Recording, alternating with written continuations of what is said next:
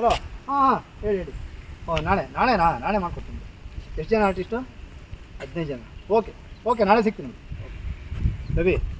ನಾಳೆ ಹಾಸನದಲ್ಲಿ 15 ಜನ ಆರ್ಟಿಸ್ಟ್ ಅಂತ. 15 ಜನ ಹೋಗೋಣ ಬಿಡಿ. ನಮ್ಮ ಕಾರಲ್ಲೇ ಹೋಗೋಣ. ನಿಮ್ಮ ಕಾರಲ್ಲಿ? ಹಾಂ 15 ಜನ. ಹೌದು 15 ಜನ ನಿಮ್ಮ ಕಾರಲ್ಲ.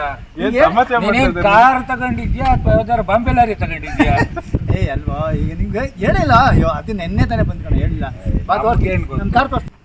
ಓಹೋ ಏನು ಕಲಿದು ಎಲ್ಲ ಸಬ್ಬು ಟಾಪ್ ಎಲ್ಲ ತಗೊಂಡೋಗ್ಬಿಡ್ಬೋದು ತಗೊಳ್ರಿ.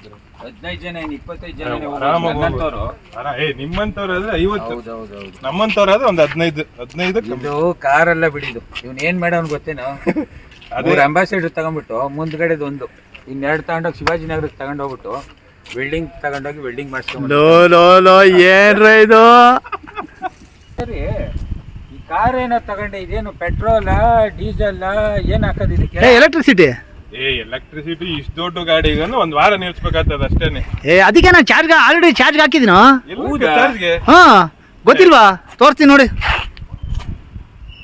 ಓಹೋ ಏನಪ್ಪಾ ಡೈರೆಕ್ಟ್ ಶರಾವತಿ ಲೈನ್ಗೆ ಹಾಕ್ಬಿಟ್ಟು ಅವ್ನು ಕಣೋ.